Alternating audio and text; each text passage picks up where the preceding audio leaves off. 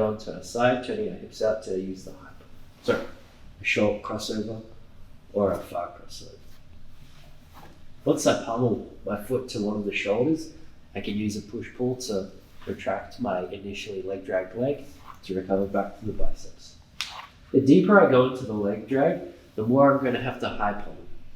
Now, once I high pummel, again, my aim is to get my foot to either the near or far shoulder, sometimes even the chest. My goal from here is to, again, push-pull, pulling my trapped knee and recovering back to the biceps. Sometimes what can happen is when you're really deep in the leg drag and your hips have been quite turned away, you can still use the high pummel motion, assuming your bottom leg is free.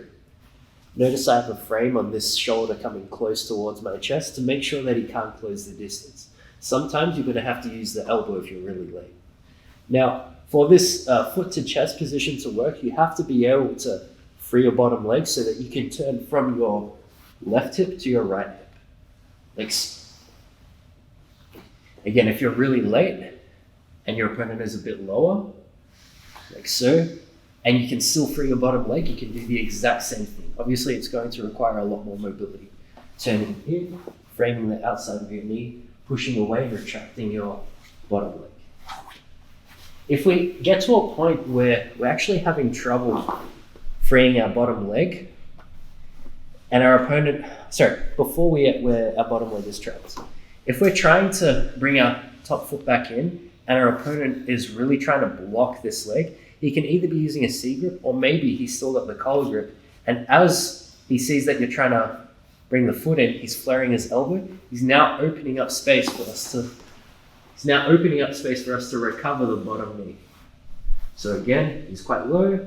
We're trying to bring the foot in. He's blocking. I can recover the bottom leg and square back up. Sorry, top leg. Yeah, top leg. Top leg. From this deep leg drag position where our top knee is completely separated and we can't bring our top knee back in, our goal is to invert all the way through so that we can make our bottom leg light. With my frame punching in the throat, this can buy me a bit of time and also a bit of space for me to invert my hips. I'm going to use an underhook on this ankle here to help pull myself all the way through. And now, because my leg is light here, it's easier for me to change my bottom knee position from connected to his shin to now my hook connected to his shin. Here, what I'm trying to do is I'm trying to take my hook above his knee so that I can now enter a 50-50 position. As you can see here, because I have this hook that's stepping on his hip, now if he starts to pressure into me, I actually have a bit more leverage to push him away. And now I can start to gable grip and pull my opponent into a 50-50 position. If my opponent is putting a lot of focus into pinning my bottom leg and putting heaps of pressure through the bottom leg, I can start to use my top knee to off balance it. So I can try and flare my top knee as I pull my knee to my chest, loading him up and turning away. Now we'll look at some leg drag defense. The first one is just the simple crossover. So you'll see as Ari goes to leg drag in a moment here. So he's throwing my leg past to get the leg drag. He's going to want to try to reach towards my far collar here. And I'm framing the shoulder, and that will allow me to cross over like so to the shoulder and recover from there. Here, Ari, with the leg drag, I'm trying to use the high pummel. So I'm reaching under my leg, trying to square get that angle to be able to chop inside the forearm. And in doing so, Ari has to commit too much to that leg, and it's able to free my bottom leg. So you see here, as I'm trying to get that back, he's holding that, and then it allows my bottom leg, as he tries to clear it, to come free. I go for the leg drag. Ari is going to frame, make room, because my shoulder came close, he makes room with that first with his hand.